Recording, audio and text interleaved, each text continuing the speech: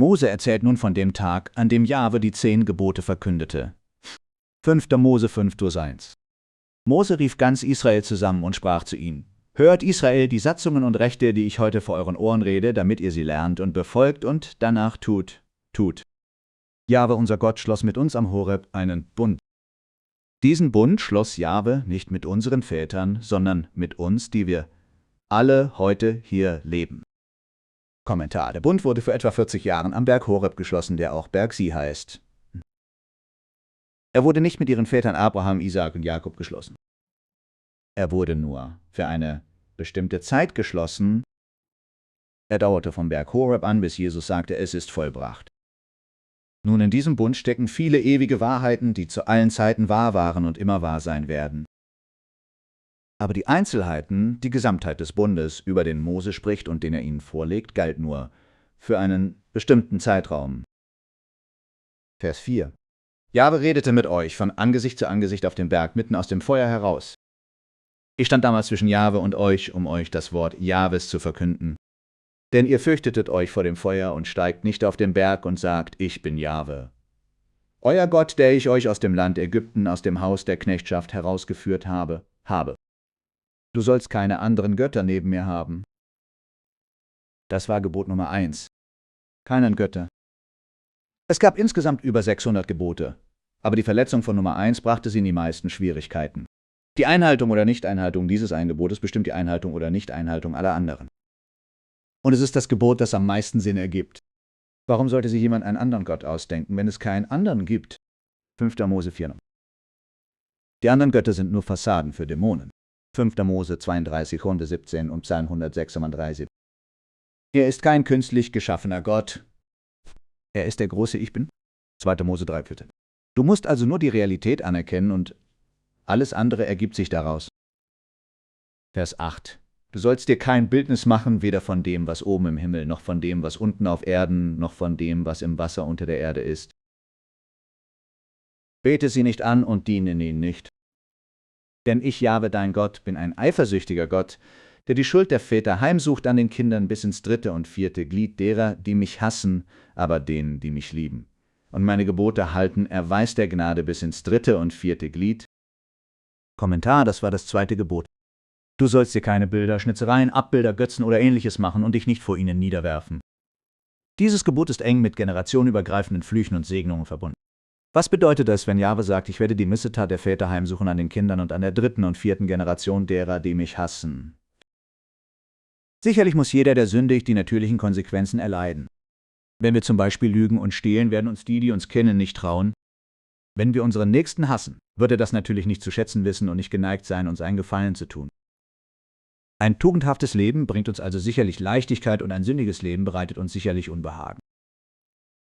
Aber insbesondere im Fall von Israel bedeutet die Heimsuchung durch Missetat mehr als nur das Erleiden natürlicher Konsequenzen. Es bedeutet, dass Jahwe mit zorniger Feindseligkeit gegen dich vorgehen wird. Herd. 3. Mose 26. Siehe 3. Mose 26,4, 6 und 4 See für viel mehr über Jahwes Versprechen, Israel für Ungehorsam zu bestrafen. Er versprach ausdrücklich, Schrecken über sie zu bringen, die die anderen Nationen zum Staunen bringen würden. Jahwe nahte sich ihnen, indem er mit ihnen im Offenbarungszelt und später im Tempel einen Bund schloss. Und er duldete nicht, dass sie seinen Namen entweihten und seinen Bund mit Füßen traten, nachdem er ihnen so deutlich den richtigen Weg gezeigt hatte. Wie wir in der Textstelle aus 3. Mose 26 sehen, sollten die Strafen, die er ihnen versprach, einen zweifachen Zweck erfüllen. Zum einen sollten sie sich schlicht und einfach rächen. 3. Mose 26. Zum anderen sollten die unsagbar schrecklichen Strafen, von denen er sprach, ihre Herzen wieder ihm zuwenden. 3. Mose 26,21, 22 und 27 und 7. Wenn sie ihn doch vergessen und ihm den Rücken kehren würden, weil sie in einem Land, in dem Milch und Honig fließen, sicher leben würden, dann wäre die einzige Alternative, um ihre Herzen wieder ihm zuzuwenden, die Bestrafung. Doch wie wir in Vers 29 dieses Kapitels sehen werden, sehnt sich Jahwe sehr danach, dass sie gehorchen, damit ihnen alles gut geht. Nun zum 3. Gebot, Vers 11. Du sollst den Namen Jahwes, deines Gottes, nicht missbrauchen, denn Jahwe wird den nicht ungestraft lassen, der seinen Namen missbraucht. Anmerkung: Wir gebrauchen den Namen unserer Mütter nicht als Schimpfwort. Warum sollten wir den unserer Väter gebrauchen? Nun zum 4. Gebot, Vers 12. Halte den Sabbattag und heilig ihn, wie Jahwe dein Gott dir geboten hat. 6 Tage sollst du arbeiten und alle deine Werke tun. Aber der 7. Tag ist der Sabbat des Herrn deines Gottes. An diesem Tag sollst du keinerlei Arbeit tun, auch nicht dein Sohn, deine Tochter, dein Sklave, deine Magd, dein Rind, dein Esel, all dein Vieh, auch nicht der Fremdling, der in deinen Toren lebt.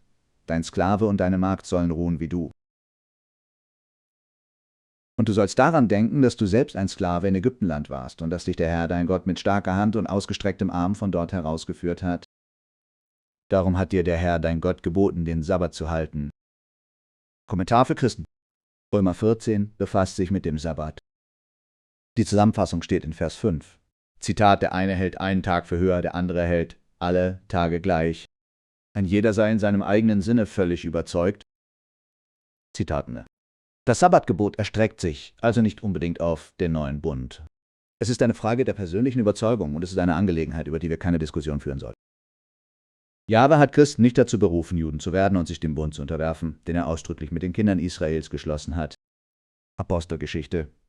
Kapitel 15. Christen unterliegen also nicht dem gesamten Gesetz des Mose. Wir können jedoch das Gesetz des Mose nicht mit Füßen treten, wenn es um Fragen der Gerechtigkeit, Barmherzigkeit und des Glaubens geht.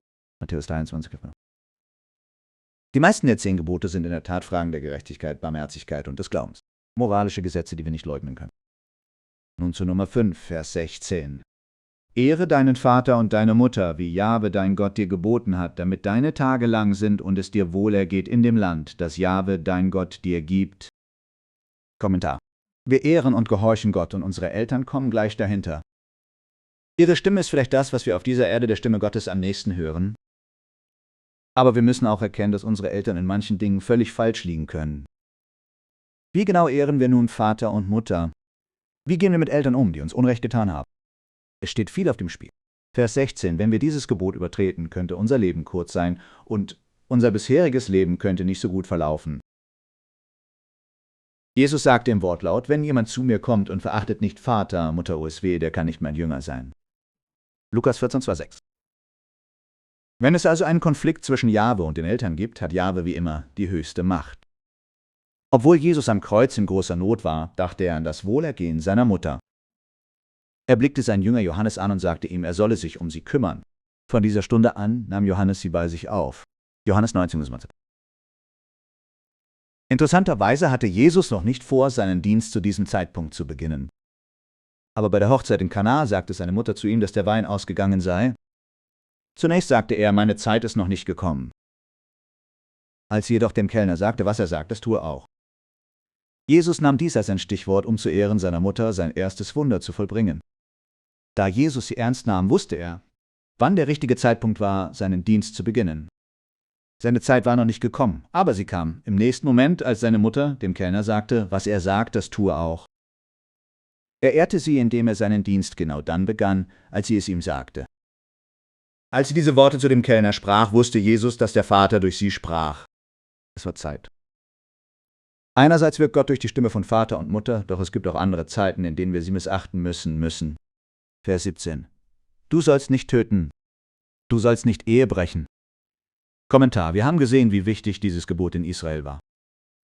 Wir in der modernen westlichen Welt haben unsere Wertschätzung dafür in hohem Maße verloren und sehen, wie es sich auf unsere Gesellschaft auswirkt. Unsere gleichgültige Haltung gegenüber Ehebruch und anderen sexuellen Sünden wäre im alten Israel undenkbar. Vers 19. Du sollst nicht stehlen. Du sollst nicht falsch wider deinen Nächsten aussagen. Anmerkung, du sollst über niemanden lügen.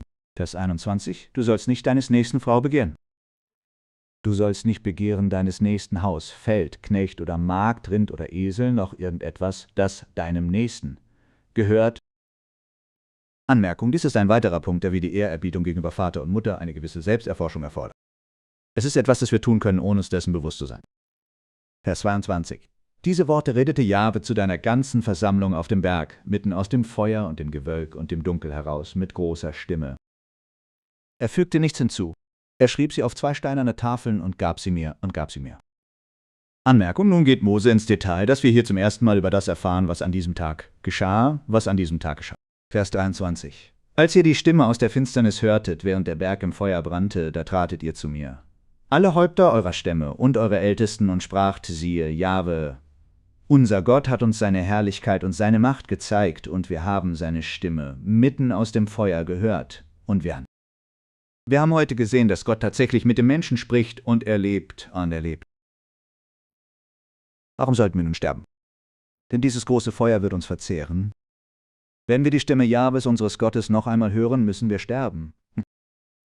Denn wer ist unter allem Fleisch, der die Stimme des lebendigen Gottes mitten aus dem Feuer reden gehört hat, wie wir, und am Leben geblieben ist? Kommentar. Wir können uns nicht in ihre Lage versetzen, es sei denn, wir gehen zurück zu 2. Mose 19 und lesen über den absoluten Schrecken jenes Tages, der 3 Tage zuvor begann, als Gott ihnen durch Mose gebot, ihre Kleider zu waschen und sich am 3. Tag bereit zu halten, wenn Jahwe vor den Augen des ganzen Volkes auf den Berg Si herabkommen würde. Außerdem gebot er ihnen, Grenzen zu setzen. Er sagte ihnen zweimal, dass sie Grenzen rund um den Berg ziehen sollten, die das Volk nicht überschreiten sollte, denn wenn auch nur ein Mensch oder ein Tier ihm zu nahe käme, sollte er gesteinigt oder mit einem Pfeil durchschossen werden. Und dann sagte Mose ihnen, sie sollten sich von sexuellen Beziehungen enthalten. Und am 3. Morgen erwachten sie von Donner und Blitzen und einer dichten Wolke auf dem Berg und dem Klang einer überaus lauten, übernatürlichen Posaune, die immer lauter wurde, sodass das ganze Volk zitterte, noch bevor Jahwe etwas sagte. Und als Jahwe herabstieg, war es auf dem Berg in Feuer und dichtem Rauch wie in einem Schmelzofen, und der ganze Berg bebte sehr. Als Jahwe also sprach, hatten sie schon genug, und als er mit der Verkündung der 10 Gebote fertig war, konnten sie es einfach nicht mehr ertragen. Nee. Da sprachen sie zu Mose, Vers 27. Tretet heran und hört alles, was Jahwe unser Gott reden wird, und teilt uns alles mit, was Jahwe unser Gott zu euch sagt, und wir wollen hören und tun. Jahwe hat die Stimme eurer Worte gehört, als ihr zu mir geredet habt. Und Jahwe sprach zu mir: Ich habe die Stimme der Worte dieses Volkes gehört, die sie zu dir geredet haben. Sie haben alles, was sie geredet haben, richtig gesagt. Ach, dass doch ein solches Herz in ihnen wäre, mich zu fürchten und alle meine Gebote zu halten alle Zeit, damit es ihnen und ihren Kindern immer wohl ergeht. Kommentar. In diesem Vers hören wir das Herz Gottes. Er sehnt sich danach, dass es uns und unseren Kindern gut geht. Es beginnt mit der Furcht des Herrn. Die Furcht des Herrn ist der Anfang der Weisheit. Psalm 111,10 und Erkenntnis, Sprüche 1,7. Und er wünscht sich so sehr, dass wir ihn fürchten und in diese Weisheit und Erkenntnis geleitet werden. Da sprach Jahwe zu Mose: Sie haben recht. Meine Gegenwart ist zu viel für sie. Und übrigens deshalb kam er in der Gestalt eines demütigen Mannes. Später wäre er in seiner ganzen Herrlichkeit gekommen, aber wäre nicht in der Lage gewesen, damit umzugehen. Also kam er in der Gestalt eines demütigen Mannes. Sie sollen nicht sagen, sie sollen. Du aber bleib hier bei mir, und ich werde dir alle Gebote und die Satzungen und die Verordnungen mitteilen, die du sie lehren sollst, damit sie danach tun, in dem Land, das ich ihnen gebe, es in Besitz zu nehmen. Ihr sollt nun darauf achten, so zu handeln, wie Jahwe euer Gott euch geboten hat. Ihr sollt weder nach rechts noch nach links abweichen. Ihr sollt auf dem ganzen Weg wandeln, den Jahwe euer Gott euch geboten hat, damit ihr lebt und es euch wohlergeht und ihr eure Tage verlängert in dem Land, das ihr einnehmen werdet. Kommentar. Es ging ihnen nicht nur darum, ihre Tage im Land zu verlängern. Es geschah auch, damit sie überhaupt in das Land gelangen konnten. Viele von ihnen schafften es nicht. Das ist das Kapitel. Bitte siehe Land Havilah, Exodus 20, für den ursprünglichen Bericht über die 10 Gebote. Den Link zu Deuteronomium 6 findest du auf landaufhavilah.net. Deuteronomium 6.